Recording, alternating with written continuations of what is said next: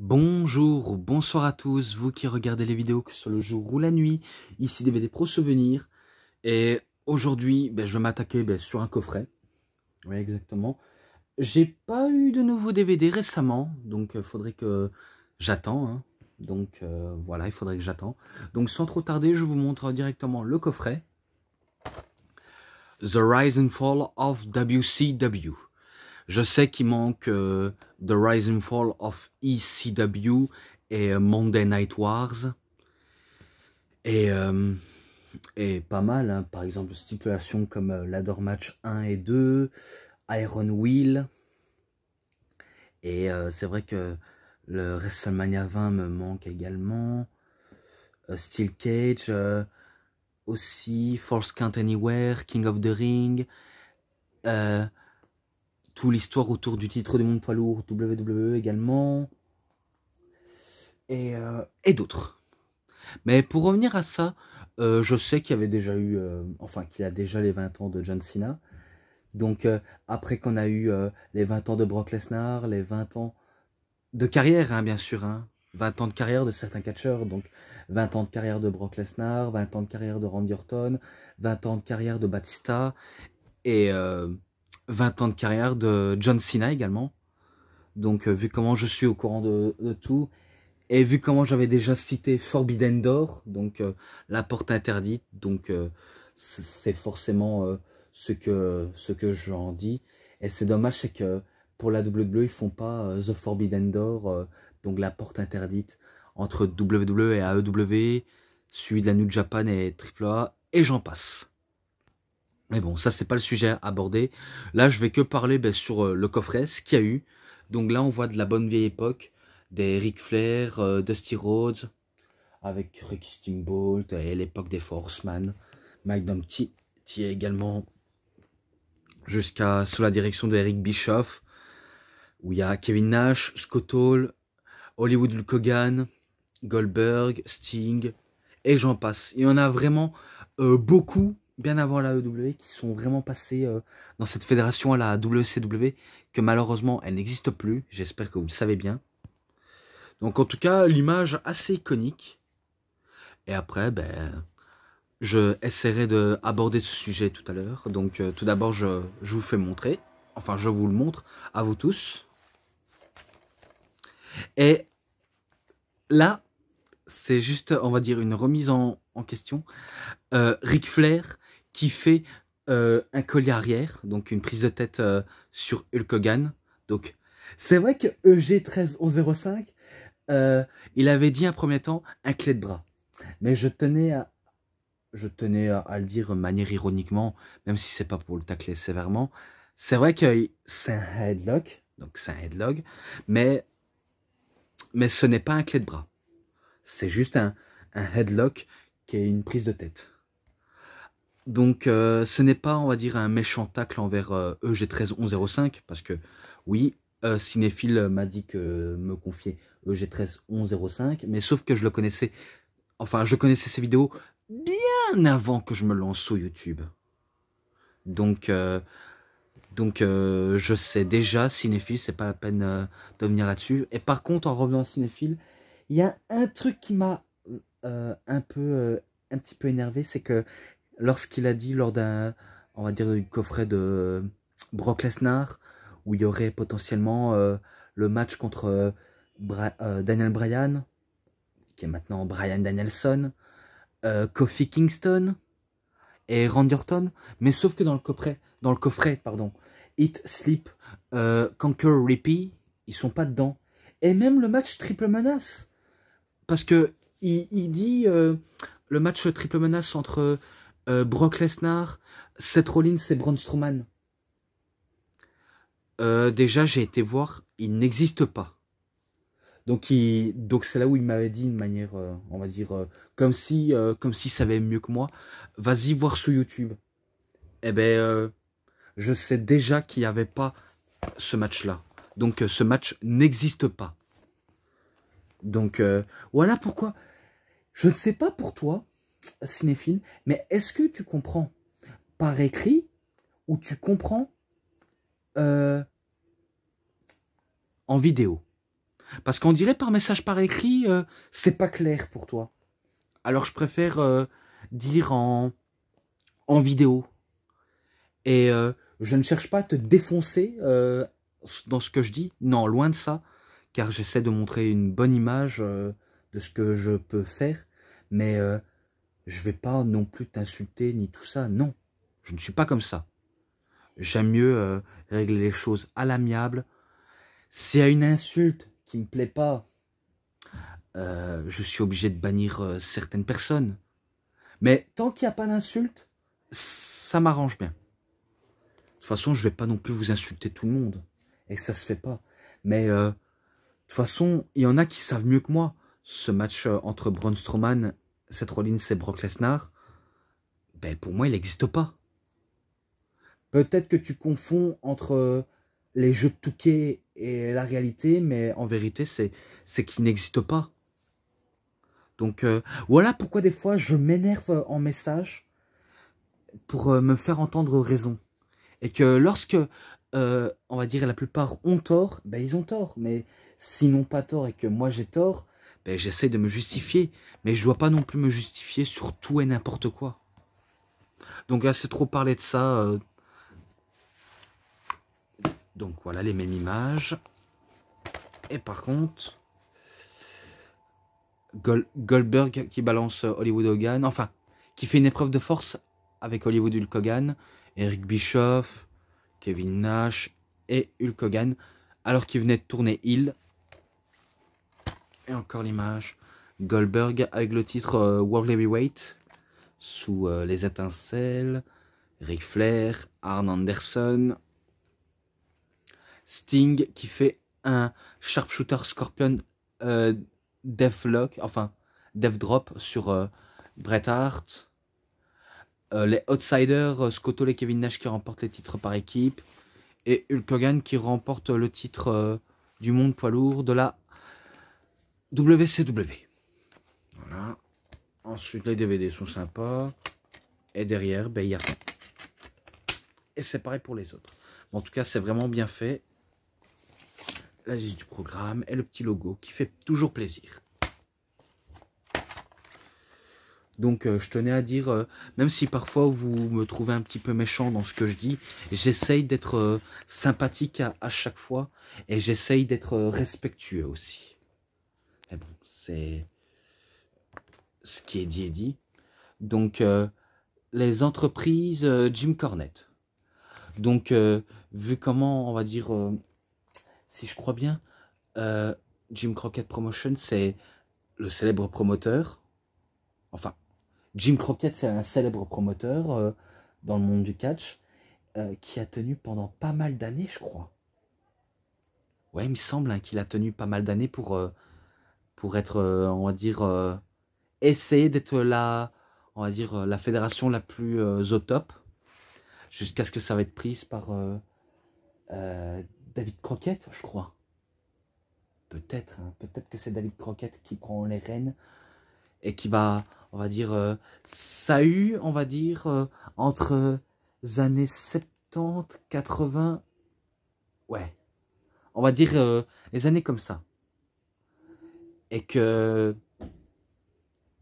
au début, c'était un petit peu bizarre, je me rappelais des images à avoir passées, c'était un petit peu bizarre jusqu'à ce que ça reprend et que, si je crois bien, il y avait exactement, je voulais en venir, la GCW. Donc, vu comment, à notre époque, à nous, on connaît la Game Changer Wrestling, pour ceux qui suivent le catch indépendant, GCW version hardcore, mais là, c'est la Georgia Championship Wrestling. Donc, ils sont passés de la Jim Crockett à la Georgia Championship Wrestling. Donc, on va dire deux promotions différentes. Même si tout à l'heure j'ai dit Jim Crockett Promotion, mais moi j'aurais bien voulu baptiser Jim Crockett Promotion Pro Wrestling. Donc ça aurait donné JC PW quoi. Mais bon, je ne suis pas dans la tête de la famille de Jim Crockett. Donc je ne serais pas, on va dire, tout changé, si ce n'est que Pour certains, c'était énorme, surtout les catcheurs qui catchaient à cette époque-là. Mais c'est vrai que c'est quelque chose, hein, vraiment quelque chose, jusqu'à ce qu'ils partent à la Mid-Atlantic Championship Wrestling, donc MACW. Donc après la Jim Crockett Promotion, après la Georgia Championship Wrestling, maintenant c'est la Mid-Atlantic, après ben, les samedis noirs. Si je crois bien, je me rappelais des scènes où ils font, on va dire, des publicités pour un tel show de la plupart des promotions. Et qu'ils en parlaient des problèmes. Donc ils vont tout résumer ce qu'il y a eu, quoi. Qui sera le futur World Championship Wrestling. Donc ils vont tout résumer avant tout. Et qu'ensuite l'expansion. Donc ça je crois c'est l'expansion mondiale où ils vont passer, on va dire, à la télé. Donc le catch passe à la télé du côté, on va dire, de la future WCW, même si je sais bien que c'était avant tout, au départ, un territoire de la NWA. Donc ça soulignait, hein. NWA, Jim Crockett Promotion, Georgia Championship Wrestling, Mid-Atlantic Championship Wrestling. Et je pense pas que la AWA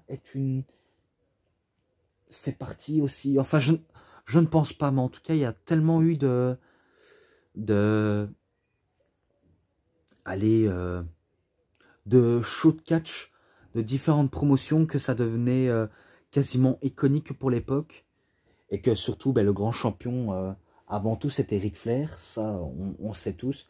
Jusqu'à ce qu'il y ait les Harley Race.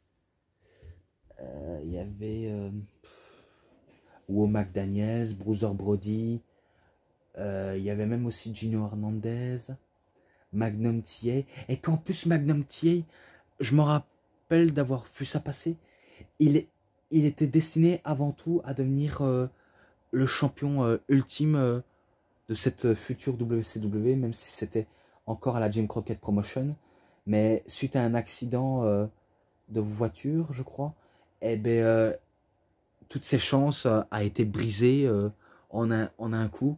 Et du coup, ben, il restera un petit peu paralysé, même si, si je crois bien, il est toujours sur une chaise roulante, Magnum TA. Ouais, et en plus, si vous ne savez pas sur Magnum TA, c'est, on va dire, le beau-père de Tessa Blanchard. Et que Tessa Blanchard, c'est la fille de Tully Blanchard. Donc vous savez bien, Tully Blanchard, c'est celui qui faisait partie dans les Four Horsemen. Avec beaucoup d'autres, hein. Gigi Dillon, Ric Flair, Arn Anderson, Barry Windham, Lex Luger. Bref, il y a eu du monde dans les Four Horsemen. Et pourtant, malgré que Tully Blanchard et Magnum TA a une violente rivalité, notamment le High Quick Match que j'avais déjà cité dans le top 25 rivalités, et ben malgré tout, dans la vraie vie, ils étaient, je sais pas s'ils étaient bons amis ou rivaux, mais après j'aimerais pas aller plus dans les détails. C'est comme dans les décès, les meurtres. J'aimerais pas aller au-delà, au-delà de ça parce que sinon, ben c'est pas le but. euh, Quand j'en parle dans les DVD, pardon. Même si cinéphile, on va dire, me force à essayer de faire ça, mais moi je le fais comprendre que déjà ce n'est pas un sujet que je dois dire. Il y a des youtubeurs qui sont mieux qualifiés que moi. Et c'est vrai, il y a des youtubeurs qui sont mieux qualifiés que moi et que je suis au courant de tout. Je suis au courant de tout. C'est pas la peine de me faire redire. Donc voilà pourquoi je suis un petit peu dur envers moi-même aussi. Jusqu'à ce que la Jim Crockett Promotion soit vendue à Ted Turner. Donc si je crois bien, le milliardaire, le richissime propriétaire de Time Warner. Ouais, que c'était, on va dire, un rapport entre le studio Warner Bros, si je crois bien, qui est une production de cinéma aussi. Donc c'est Turner qui s'en charge de la WCW, enfin, qui va devenir la WCW, vu comment à l'époque c'était Jim Herd qui s'était emparé, mais que par contre Jim Herd n'avait aucun rapport avec le catch et qu'ils ont fait n'importe comment. Et pareil pour le deuxième directeur, qu'ils ont fait un peu des mauvais choix. Et d'ailleurs, les mauvais choix autour de la WCW, ça va leur suivre jusqu'à ce qu'on va voir tout en résumé. Et que Turner, ben, il cherchait, on va dire, son fameux vice-président. Je sais pas si c'était officiellement ou en dessous de lui, vu comment aujourd'hui on sait qu'il existe des vice-présidents dans les promotions de catch. On sait qu'à la EW, c'est Tony Khan, le vice-président, et qu'il y a des vice-présidents exécutifs comme les Young Bucks, Kenny Omega. Avant, c'était Cody Rhodes et Brandy Rhodes. Maintenant, c'est que eux. À la WWE, on sait que c'était Monsieur McMahon, vu comment il a des soucis avec la justice. Ouais, je dis si vous êtes au courant de l'actualité et que maintenant c'est sa fille qui s'en charge. Mais après, je sais pas si c'est provisoirement ou officiellement, mais en tout cas, il me semble que c'est elle qui prend les rênes. Mais bon, assez parlé de ça. Ensuite, les plus grands talents du monde. Donc là, ils recrutent tous les plus gros talents. Donc, que ce soit du côté japonais, du côté mexicain, même du côté du Texas, du Canada, et même de la WWF à l'époque. Donc ça, on s'en rappelle que la plupart des catcheurs WWF catchaient notamment dans cette promotion. Il y en a qui ont bien fonctionné, mais il y en a pas du tout, car en plus, ils s'en sont restés. Mais après, il y en a qui sont barrés. Hein. Et après, il y en a qui ont coulé avec la WCW jusqu'à ce que ils se font acheter par la WWE et qu'ils redeviennent au top de leur carrière. Mais bon, ça c'est une autre histoire. Et il y en a un qui a refusé de signer avec la WWE. Je suis sûr, vous savez qui je parle. À l'époque, c'était le tout premier à n'avoir jamais signé à la WWE à l'époque. Et qui est devenu une top star. Que ce soit du côté de TNA et jusqu'à ce qu'en 2014, il fait ses débuts officiels. Et 2020, ouais, on va dire presque début de la fin 2020, eh ben, il fait son retour. Enfin, il fait son retour dans le monde du catch et début à la AEW. Et il continue à catcher à l'heure actuelle. Donc, je vous laisserai deviner. Je vous laisserai deviner. Donc, voilà. Ensuite, nouvelle direction. Donc là, ils essayent d'évoluer leurs produits. Donc, à un niveau professionnel. Même si au départ, c'était... ça se dégrade. Ça se dégrade. Parce que c'est vrai que... Quand ça commence, il y a toujours un petit problème qui ne va pas. C'est un peu comme la AEW. Un coup qu'elle a débuté, c'était un petit peu bizarre au début. Que c'était, on va dire, un peu fade, que le roster n'était pas assez rempli. Mais maintenant, on peut voir aujourd'hui, le roster s'agrandit. Donc, voilà. L'ère de Bill Watts. Eh bien, justement, je parlais de lui. Je parlais justement de lui. J'avais parlé de Jim Herd qui avait fait, on va dire, une mauvaise expérience et qui a failli couler la future WCW, même si c'était la Jim Crockett Promotion. Eh ben, il a failli faire couler, mais heureusement qu'il y avait, on va dire, entre guillemets, Bill Watts, même si Bill Watts, c'était pas mieux. Et après Bill Watts, eh ben, c'était Bill Shaw. Et Bill Shaw engage Eric Bischoff. Donc là, c'est sûr, ils ont engagé, on va dire, qui n'était pas encore Eric Bischoff, un gros spécialiste du management de l'ère présidentielle d'une promotion. Lui, il était plutôt du côté commentateur, car c'est vrai qu'en commentaire, il essaie de donner le meilleur image de lui-même, surtout pour raconter une histoire dans un match. Donc, la WCW a eu du bol à engager Eric Bischoff, et que ça va, on va dire, évoluer semaine après semaine. Ça, je m'en rappelle dans ce coffret. Et après, Hulk Hogan arrive. Alors là, je me rappelle. Alors, Hulk Hogan, vous savez sûrement, si vous avez vu, on va dire, l'une des vidéos de Dr Wrestling où il parlait les 5 plus grosses erreurs de la WCW. Allez voir sur sa chaîne si ça vous dit quelque chose et si vous aimez bien ce que fait Dr Wrestling. Donc ce serait très très cool. Moi en tout cas je suis abonné à Dr Wrestling, Dr Crypto. Avant c'était Dr Gaming et maintenant c'est Dr Everything. Donc je suis ces 3 chaînes. Et, il en parle, hein, que ce soit les Monday Night Wars, il en parle, les plus gros dérapages, 5 choses à savoir sur la New Japan Pro Wrestling, sur la NXT, bref, même sur la ECW. Donc c'est assez cool. Allez-y voir si vous adorez tout sur la plupart des promotions, ECW, WCW, WWF, WWE. Peut-être qu'il en parlerait peut-être sur TNA et Ring of Honor, et peut-être potentiellement la EW, tout à savoir sur cette promotion. À voir avec le temps. Donc je me rappelle les débuts d'Hogan, et que si je me rappelle bien, il signe le contrat de WCW chez Disneyland, je crois. Ouais, je me rappelle des extraits vidéo où il signe et il affronte Ric Flair. Donc lui, il n'a pas eu de difficulté, hein. Lui, il a affronté directement Ric Flair, si je crois bien, dans le DVD d'Hogan qui était consacré. Peut-être Bachat de Beach. Peut-être Bachat de Beach, je sais pas trop, et qui remporte le titre des mains de Ric Flair.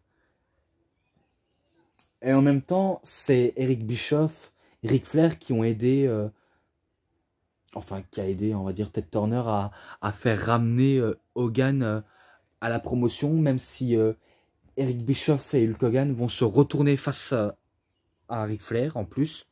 Donc c'est vraiment un peu bâtarde quand même de retourner sa veste alors qu'on a tout fait pour te faire venir. Et qu'après, ben, un coup qu'il est devenu champion, à répétition, ben, les fans en ont assez, ils en ont ras le cul que Hogan soit toujours le héros qu'on va dire, qu'on aime mais qu'on ne s'intéresse plus. Donc c'est là où c'était un peu lassant pour les fans. Après, les débuts de Nitro, donc ça je m'en rappelle. Les débuts de Nitro, je ne sais plus quand, mais en tout cas, c'est là où ils vont entamer une guerre entre Raw et Nitro. Donc ça va devenir Monday Night Raw. Et de l'autre côté, pour la WWE, ben, ça devient Monday Night Raw. Raw is Raw. Raw, c'est la guerre. Exactement.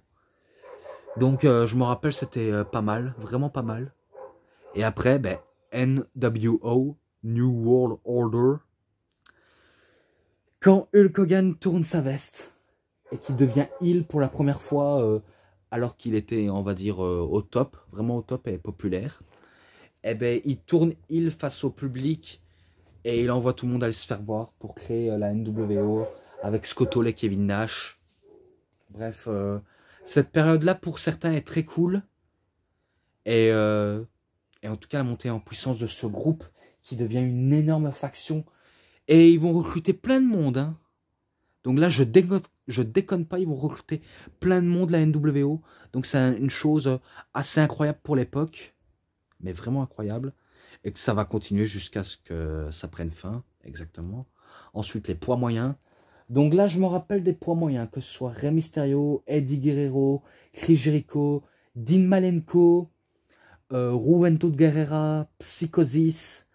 Il y avait même aussi Super Calo. Il y avait LA Park, la Parka, mais sauf que lui, c'est plus du côté poids lourd, mais c'est un latino. Il y a d'autres, hein, il y a d'autres poids moyens de l'époque. Hein.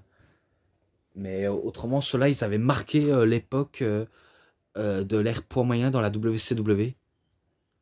Et du coup, ça nous a mené des matchs assez épiques. Et je crois maintenant que je vais passer à ça. Maintenant, Goldberg.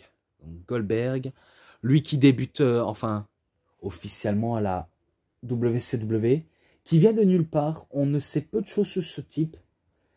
Et on sait qu'il a fait du foot américain, mais là il restait silencieux et qu'il est discret, pas besoin de parler, pas besoin de faire de grosses promos. Non, Goldberg, c'est défoncer les types avant tout. Donc ça va le mener en puissance jusqu'à ce qu'il remporte le titre US et le titre du monde poids lourd. Et du coup, Goldberg, ça devient une top star. Et d'ailleurs, ça va être montré dans Hogan versus Goldberg. Donc WCW Champion des audiences. Donc vous savez, ceux qui savent avant moi, ceux qui avaient réussi à battre la WWE en termes d'audience, c'était la WCW, car ils sont vraiment passés à côté jusqu'à ce que la WWF de l'époque sorte les doigts des fesses pour essayer de les rattraper et qui vont dominer pendant pas mal d'années jusqu'en 2001. Donc c'est ce qu'ils vont faire. Donc ça va devenir un atout majeur. Après, les célébrités. Ça, je m'en rappelle qu'ils avaient fait venir Dennis Rodman. Et après, je me rappelais dans un extrait vidéo. Peut-être pas dans ce coffret, mais sur YouTube de la WWE. Ils avaient même réussi à faire venir Chuck Norris, Jean-Claude Van Damme. Peut-être pas Mickey Rourke, mais la plupart des célébrités, je sais bien, qui sont passées par là. Surtout, ça va être honteux, mais David Arquette, qui avait remporté le titre du monde poids lourd. Si vous ne savez pas qui c'est David Arquette, il a joué notamment dans un film connu, Scream. Donc Ghostface, si ça vous dit quelque chose. Le célèbre film d'horreur de Scream. Eh ben, il a réussi à devenir champion du monde poids lourd de la WCW. Et ça, c'était la pire chose, alors que ce titre a été remporté par les plus grands. Et ça a été une pire erreur. Et surtout les célébrités, ceux qui ne connaissent rien au catch, même si à l'époque à la WCW c'était un côté rock'n'roll, vraiment pour les jeunes adultes et adolescents, et qu'on l'appelait, si je crois bien, la génération MTV, que ce soit du côté de WCW, WWF. Donc ils étaient en période, hein, vraiment dans la bonne vieille période. Et après, Goldberg contre Hogan, ça j'ai déjà dit. Où Goldberg remporte le titre du monde poids lourd chez lui au Georgia Dome.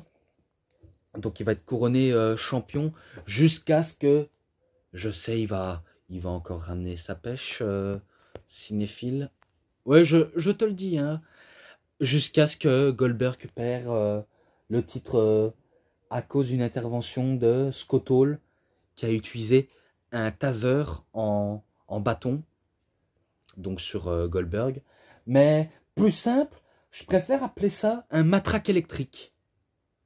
Donc un bâton taser matraque électrique. De toute façon, c'est les policiers qui utilisent au cas où il y aurait agression, vu comment il existe un taser pour les mains, un taser où on lance sur sa cible et qu'il soit électrocuté. Donc ça a été la pire chose qu'ils ont fait à la WCW, jusqu'à ce que ils font ce fameux Finger Poke of Doom, alors que Goldberg se fait arrêter par la police et qui est emmené au commissariat. Et que vu comment Goldberg n'arrivait pas à être présent, c'est Hulk Hogan qui vole sa place. Et je me rappelle, j'ai vu ça, j'ai été choqué. Hein. Donc le Finger Poke of Doom, le match débute. Hogan, on va dire, il fait un toucher du doigt à Kevin Nash. Et Kevin Nash, il vend cette manière-là qui est assez honteux. Hogan, il fait le tomber et il remporte le titre. Et ça, c'est vraiment dégueulasse. Quand j'ai vu ça, je me suis dit, putain, qu'est-ce qu'ils ont fait, ces connards? Et en plus, c'est vrai, hein, ça, c'est vraiment des trucs de connards. Hein.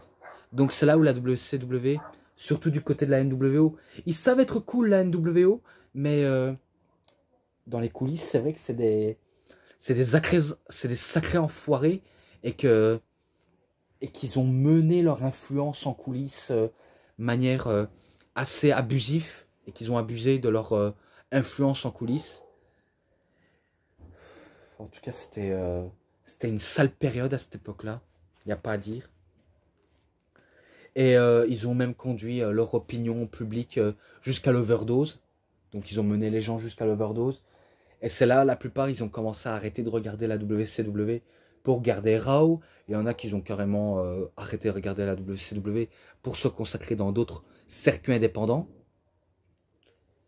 Et du coup, ben, ça a été l'une des plus grosses erreurs. Donc les erreurs commencent. Donc là, ils en parlent, des erreurs. Notamment de Starrcade 1997. Où Sting, ben, il perd... on va dire, un peu facilement face à Hulk Hogan. Alors que ça devait être l'inverse, ça devait être Sting qui devait battre Hulk Hogan. Donc c'est sûr, Goldberg qui perd son intérêt suite au Finger Pog of Doom. Sting qui se fait, on va dire, entre guillemets, enterrer de manière, allez, de manière surnoise et politique. Même si à cette époque, la WCW était l'une des fédérations les plus importantes au monde, donc la plus grosse fédération de catch au monde, donc ils sont vraiment passés à côté de la WWE, et suite à être au top, eh ben, ils ont fait que de la merde, encore de la merde, encore de la merde, et du coup ben, ils se font dépasser par la WWE. Et d'ailleurs, la plus grosse erreur, c'est Vince Russo. Lui qui avait travaillé pour la WWF, qui était avant tout responsable de cette ère de l'attitude era, eh ben, il essaie d'y aller à la WCW et qu'il essaie de sauver cette promotion. Donc, il faisait partie, Vince Russo, l'un des rares, on va dire, producteurs et peut-être scénaristes à trahir la WWE. Et c'est vrai que les catcheurs, ils ont vraiment trahi la WWE, comme Lex Luger, Rick Rude, X-Pac également. Hulk Hogan, je le dis également, parce que même si... même s'ils disent qu'il est arrivé normal à la WCW, ça reste quand même une trahison. Donc moi je le dis, ça reste quand même une trahison. Et à cette époque, Hogan au niveau politique, même s'il savait que le vent tournait, ça restait quand même un sacré connard. Avant tout, ça reste quand même un sacré connard. Et également, c'est vrai que ça a été un assez bon lèche-cul. Désolé si je gâche votre enfance ou votre, on va dire, admiration pour Hulk Hogan. Mais à cette époque, c'est vrai. À cette époque, c'est vrai, c'était un sacré enfoiré. Et que la plupart, même des légendes, étaient des sacrés bons enfoirés. Comme Jimmy Snuka, qui était un sacré connard et un killer, qu'est-ce que j'aimerais dire. Donc oui, je suis au courant de sa période-là. Ultimate Warrior aussi, c'était un sacré trou de cul. Désolé pour ce terme, mais c'est la vérité, c'est vrai que ça n'a jamais été aussi un aussi bon monsieur comme Hulk Hogan. Macho Man, alors c'est vrai que lui aussi il avait un petit peu trahi la WCW, car vu comment il était plus mis en avant du côté de la WWE et qu'il était que aux commentaires, donc il s'est dit ben, il va quitter la promotion pour être mieux et gagner sa vie. D'ailleurs, c'est ce qu'il va faire, et ben il va aller à la WCW, il va remporter le titre mondial. Je sais pas combien de reprises, mais je sais bien que Kevin Nash l'a remporté à pas mal de reprises, Hulk Hogan également, Ric Flair. Mais après, Ric Flair, lui, c'est subjectif, c'est parce que ça a été déjà avant tout une grosse star de la WCW, hein. Donc ne croyez pas que c'était une trahison. Il y avait qui encore qui ont trahi la... Ah oui, Alundra Blaze, donc qu'elle avait trahi la WWF en jetant le titre à la poubelle. Donc là, je parle des plus grosses trahisons qu'il y a eu dans l'histoire du catch. Même, on va dire, entre guillemets, Scott Hall et Kevin Nash, suite, on va dire, à un incident de Curtain Call, eh ben, ils viennent à la WWE, vu comment ils étaient plus... Enfin, ils venaient à la WCW, vu comment ils étaient plus contrats, car ils avaient refusé de signer un nouveau contrat. ils sont partis à la WCW. Mais après, on peut qualifier ça comme une ultime trahison. Et voilà, je crois que j'ai parlé de tout et de n'importe quoi. Même si je sais bien que Roddy Piper est allé là-bas. Et Bret Hart, lui, ça reste différent. Lui, c'est parce qu'il a été trahi par la WWE, notamment par Monsieur McMahon. Et que lorsqu'il est arrivé à la WCW, c'était assez bizarre. Je me rappelle qu'il avait déjà remporté 3 fois le titre mondial, mais qu'il n'a pas été aussi bien mis en avant qu'on l'imaginait. Donc ça a été pour moi un des catcheurs gâchés, alors qu'il était bon catchistiquement parlant. Et après, ils ont gâché des nombreux talents. Hein.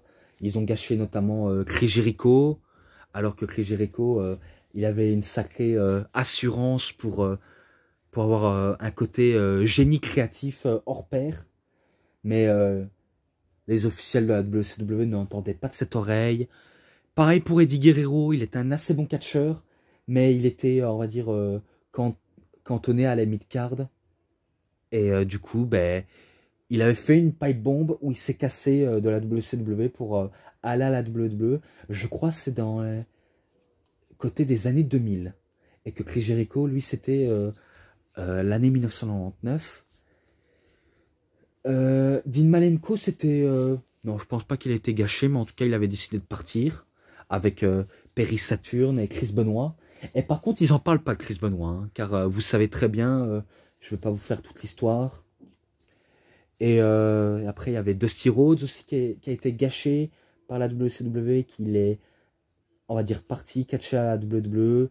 Pareil pour Triple H, Hunter Hart, Sam Slay.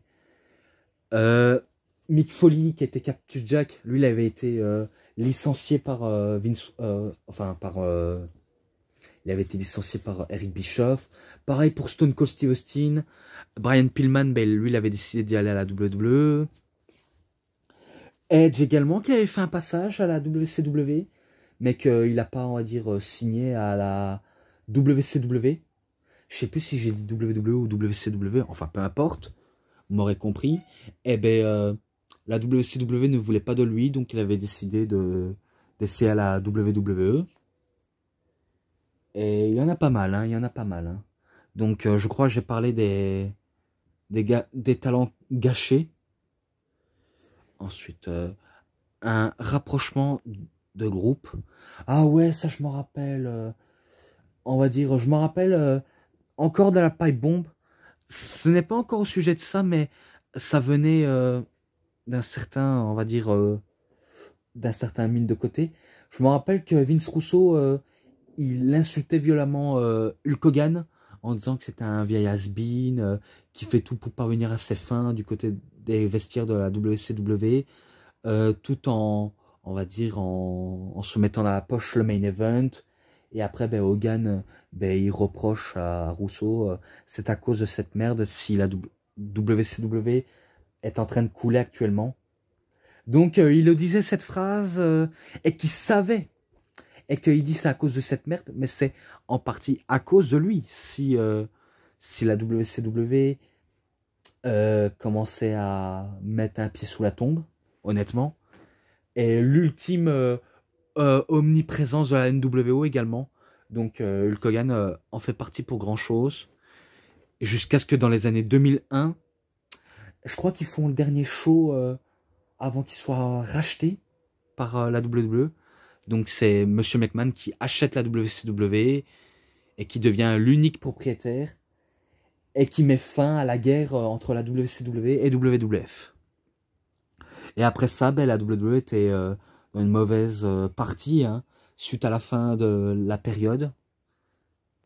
Mais après, avec le temps, ça a évolué. Et maintenant, l'héritage de la WCW, c'est vrai que la promotion, avant tout, était une grosse fédération de catch, qui était très cool pour l'époque, même si on a assez vu des mauvaises choses passer, qui a vraiment conduit à la ruine. Et j'espère, avant tout, que la AEW ne feront pas la même erreur qu'a fait la WCW, et un petit peu la TNA. Donc j'espère qu'ils vont pas faire la même erreur que ces deux, on va dire, prédécesseurs. Donc maintenant je vais passer au bonus. Perdu à Cleveland, Donc je me rappelle, on va dire, de la promo enregistrée de Cactus Jack, qui se faisait appeler Cactus Jack Mason, même s'il y a plusieurs pseudonymes, Mick Foley. Donc ça, je me rappelle de ça. Ensuite, Bill Watts se défend. Donc ça, je me rappelle qu'il essaie de se défendre face aux décisions politiques, mais que il se fera quand même évincer. Donc voilà. Ensuite, l'homme spam. Oh là là, ça je me rappelle plus ça. Ça je me rappelle pas. Peut-être qu'il faut mieux que je regarde, enfin. Passons. Les origines de Goldberg, ben, on sait que Goldberg a fait du football américain. Donc il a été une grosse star de cette ligue de football. Peut-être dans sa ville en Géorgie. Et après, ben, il commence à catcher, il apprend tous les fils du métier. Et que j'avais même oublié un coup que, je me rappelle bien, un coup que la WCW s'est fait, on va dire, battu par la WWE et que la WCW est dans un cercueil. Et ben, suite à ça, ben, il a acheté la plupart des talents à la WCW et qu'ils ont dû même payer le WrestleMania pour Monsieur McMahon. Car j'avais vu que à WrestleMania 17, eh ben, on voyait des catcheurs WCW qui insistaient au show. Mais ça, c'était dans les tribunes de l'arène. Donc WrestleMania 17, ils étaient présents. Ensuite, Bischoff balance les résultats d'Euro. Alors là, ça, on peut appeler ça karma. Je pense qu'il n'aurait pas dû spoiler les résultats de Raw en disant que Mick Foley avait remporté le titre face à The Rock à Raw et que la plupart des téléspectateurs ont changé de chaîne et pour regarder le couronnement de Mankind.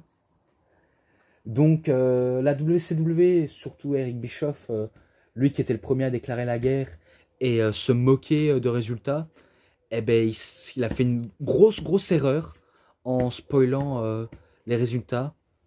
Car après, ben, la WWE commençait à monter petit à petit en puissance jusqu'en 2001. Et voilà. Et maintenant, j'ai déjà assez parlé. Maintenant, on parle des matchs dans ce DVD 2. Donc, match pour le championnat du monde. Ah non. Donc, c'est à la NWA, WCW, donc World Championship Wrestling. Match challenge à 1000 $. Donc, Ric Flair contre Magnum TA. Un bon match, même si c'est pas, on va dire, si exceptionnel, mais un très bon match en tout cas. Et à la fin, si je me rappelle bien, Magnum TA voulait essayer de battre Ric Flair, mais par contre, il aura battu, mais en vain, car c'est Ric Flair qui bat Magnum TA. Et du coup, ben, ce match-là, je lui mets un 3,5. Donc ça commence fort, un 3,5.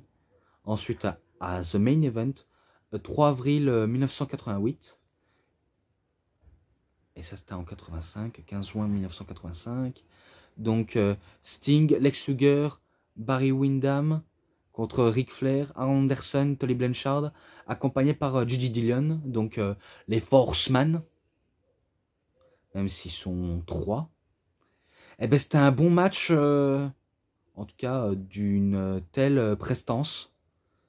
Et surtout pour l'époque, ben, c'était assez tellement rare d'avoir des bons matchs, même si ça a pas mal vieilli entre-temps. Mais c'était pas mal.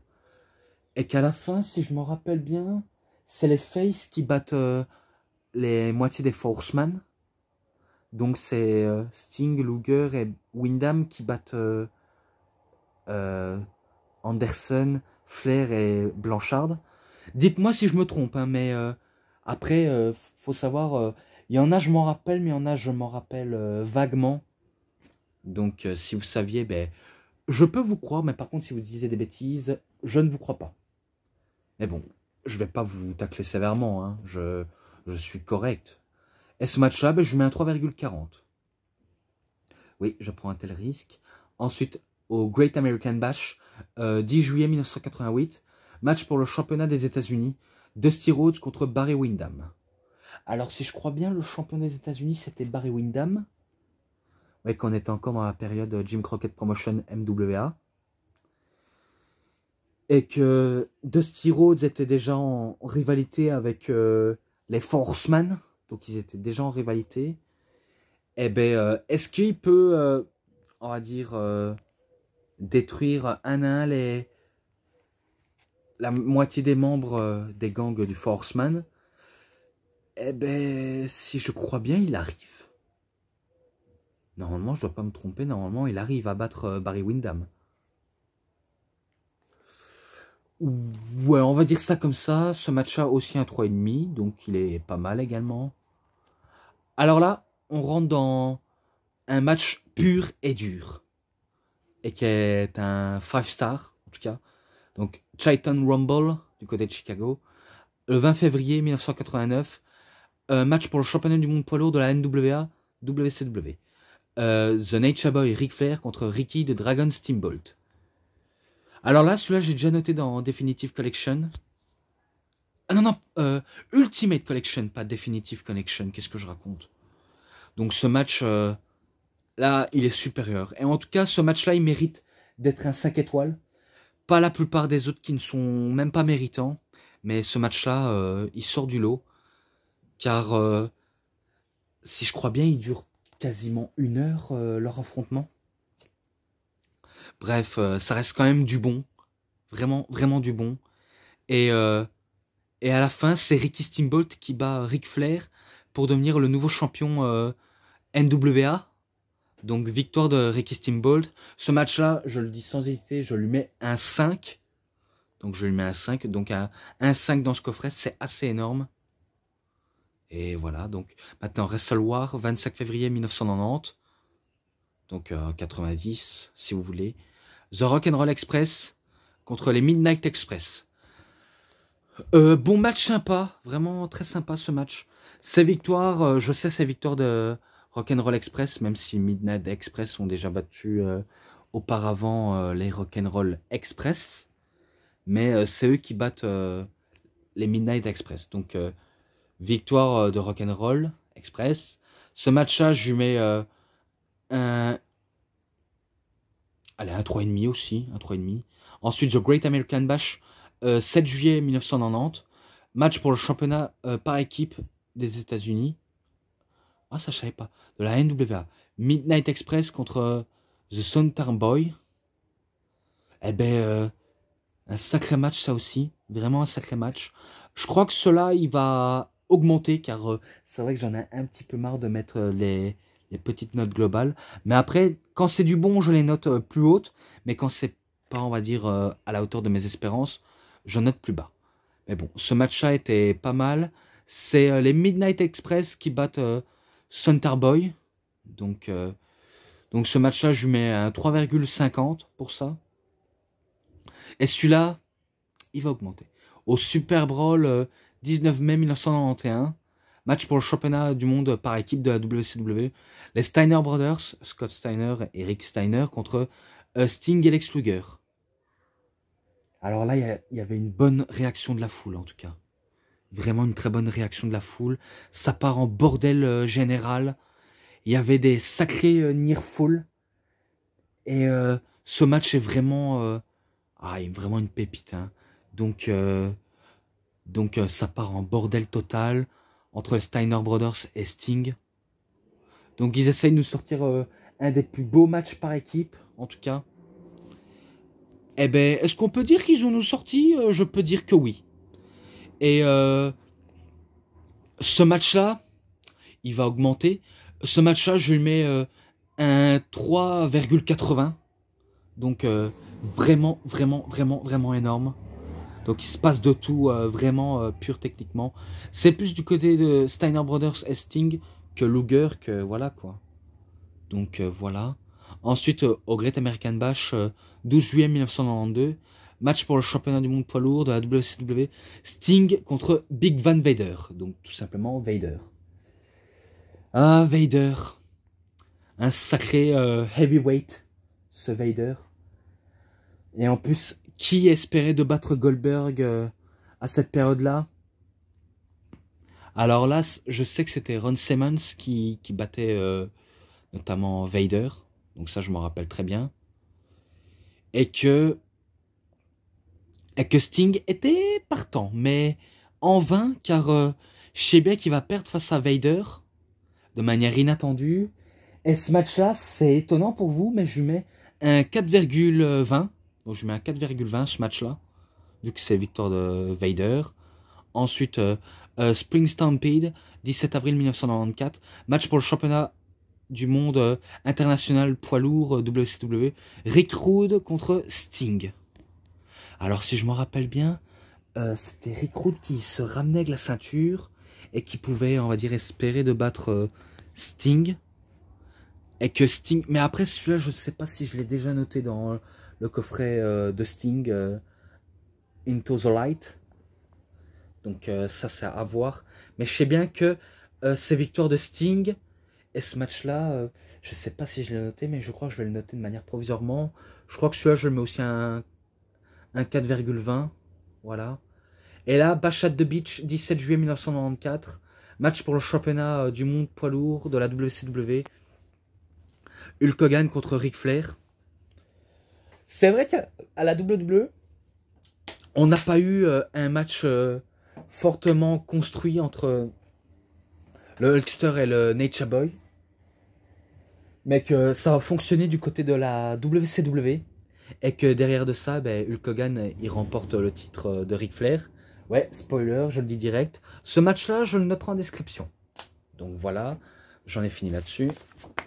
Ensuite, DVD 3. Donc à Nitro cette fois-ci, 29 avril 1996. Match pour le championnat du monde poids lourd de la WCW. Ric Flair contre Giant. Celui-là, je pense que je l'ai déjà noté dans Giant World. Non, je pense pas. Mais on verra bien. Eh ben, ce match était... Ah, il était un peu court, mais il était pas mal aussi. Et à la fin, peut-être que vous attendez peut-être une victoire de Ric Flair, mais logiquement, c'est le Giant qui bat Flair. Et ce match-là, si je ne l'ai peut-être pas noté, je lui mets un 3,70. Voilà. Ensuite, Clash of the Champions.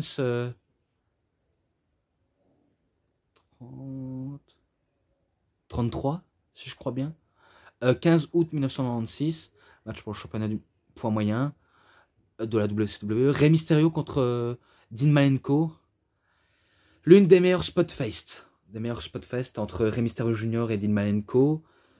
Deux grandes familles de catch qui s'affrontent. Et que le champion, c'était Rey Mysterio Jr.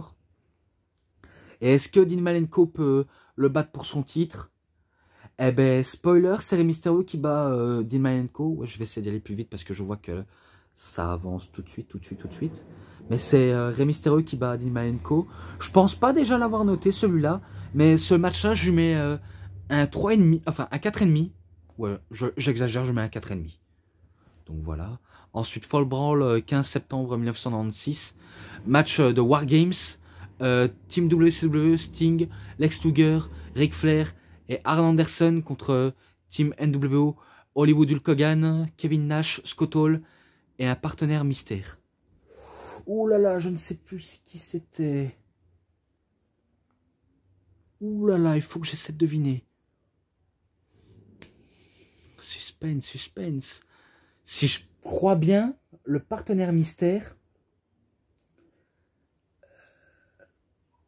Je crois que c'est Kurt Hennig. Je crois que c'est Mr. Perfect Kurt Hennig. Ah, il me semble que c'est eux. Et à la fin, ben, c'est la NWO qui bat la team WCW. Et ce match, vu comment c'est parti tellement en couille dans ce qu'il y a eu. Ce match-là, je lui mets un 4,40. Donc, tellement que c'était énorme ce Wargames-là. Il n'y a pas à dire, il y avait du bon. Vraiment du bon. Ensuite, à Solid Out, 25 janvier 1997. Match de l'échelle pour le championnat des États-Unis. Six contre Eddie Guerrero. Un sacré match aussi entre Six et Eddie Guerrero. Si je crois bien, le champion, c'était Eddie Guerrero et qui le défend, enfin, qui le défend et pas défend. Donc, il le défend de manière drastiquement. Donc, il arrive à battre, si je crois bien, Six. Dites-moi si je me trompe, mais je pense avoir peut-être raison. Mais il bat Six et il conserve son titre. Donc ce match-là, je le mets un 3,60. Je mets un 3,60. Ensuite, Uncensored, donc 16 mars 1997. Match sans disqualification pour le championnat des États-Unis. Eddie Guerrero contre Dean Malenko. Ah là là là là, qu'est-ce que c'était bon aussi ce match-là. Et après, il y en a encore, hein, donc j'essaie de me dépêcher plus au point. Si je crois bien, il y a eu une distraction dans le match et que c'est Eddie Guerrero qui défend son titre face à Dean Malenko. Et ce match-là, il était bon, vraiment très bon. Je lui mets un 4,20 aussi. Ce match-là, je l'ai déjà noté dans le coffret de Chris Jericho, donc Super Brawl 23, donc 22 février 1998. Match titre championnat point moyen et contre masque. C'est Chris Jericho qui bat Juventud Guerrera et Juventud Guerrera était obligé de retirer son masque. D'ailleurs, c'est ce qu'ils ont fait avec Rey Mysterio entre Kevin Nash. Et ben, vu comment la montée en puissance de la WCW montait en flèche, et ben, qu'est-ce qu'ils ont fait, la WCW? Ben, ils ont dû, on va dire, mettre une stipulation pour Rey Mysterio pour qu'il mette son masque en jeu et qu'il le perd face à Kevin Nash. Vu comment la WCW s'en foutait les codes des codes mexicaines, même si plus tard Eric Bischoff va être entre guillemets regretter ce choix de décision. Mais bon, pour moi ce n'est pas regrettable, il a vraiment merdé sur ce coup-là. Et que c'est une victoire de Chris Jericho. Ce match-là, je noterai en description. Ensuite, ben, toujours dans la même soirée, donc c'est toujours en 1998, match pour le championnat du monde par équipe, les Steiner Brothers contre les Outsiders. Donc les Steiner Brothers qui mettent leur titre en jeu, donc ils mettent un titre unifié en jeu. Et du coup, ben, c'est les Outsiders qui battent les Steiner Brothers, et que c'est eux les titres, enfin les champions unifiés. Et ce match-là, ah, ça passe encore, mais je le mets un 3,60 aussi à ce match-là. Voilà. Ensuite, Bash at the Beach, 12 juillet 1998. Diamond Dallas Page et Karl Malone contre Hollywood Hulk Hogan et Dennis Rodman. Oh là là, je ne suis pas con au sujet. C'est Hollywood Hulk Hogan qui bat Dennis Rodman. Enfin, qui bat Diamond Dallas Page et Karl Malone. Donc oui, je le vois arriver gros comme une maison. Et ce match-là, ben, je mets un 3,50. Voilà, sans trop de suspense. Ensuite, Halloween Havoc, 25 octobre 1998. Match pour le championnat du monde poids lourd de la WCW. Goldberg contre DDP. Diamond Dallas Page, j'ai déjà dit. Alors ça, je ne sais pas si j'ai déjà noté dans le coffret de Goldberg. Mais si je l'ai noté, ben, je crois que j'ai pas de raison de le noter. Mais ce match-là, allez, je le mets... allez, un 4,20 aussi. Mais bon, ça reste quand même à vérifier. Hein. Je tenais à dire à vérifier. Donc on va dire c'est provisoirement. Et le dernier pour la fin, à Nitro le 7 août 2000. Match pour le championnat du monde poids lourd de la WCW. Booker T contre Lance Storm. Ah là là, Lance Storm et Booker T. Donc ils nous ont donné un très bon match. Mais à la fin, c'est Booker T qui bat Lance Storm, si je crois bien, avec un bookend ou un coup de pied en ciseaux. Enfin, peu importe quel finish il a utilisé. Eh ben, ce match-là était énorme. Un peu en dessous, mais ce match-là, je vais être très très gentil. Ce match-là, je lui mets un 4. Donc, je mets un bon petit 4 pour une note assez positive. Et j'en ai fini avec cette review. Donc voilà, j'ai fini avec cette review sur The Rise and Fall of WCW. En tout cas, j'espère que vous avez très bien plu ce coffret. Et j'espère que vous l'avez, vous aussi. Donc en tout cas, je serais curieux de savoir. En tout cas, documentaire, bonus, match ensemble. Alors il est vraiment complet. Très très complet. Je crois que je lui mettrai un 4,80. Donc voilà, je crois que ça convient. Donc j'en ai fini avec cette review. En tout cas, si elle vous a plu, vous savez ce qu'il vous reste à faire. En tout cas, likez la vidéo, commentez, partagez, abonnez-vous à ma chaîne, cliquez sur la petite cloche pour avoir plus de notifications des prochaines vidéos. Et moi, je vous dis bonne journée, bonne soirée à tous. Au revoir tout le monde pour une prochaine vidéo. Et dites-moi si la vidéo n'a pas bugué à ce coup-là. Donc, ça va être tout pour en ce moment. J'espère que vous avez bien plu. En tout cas, merci et surtout, bon visionnage.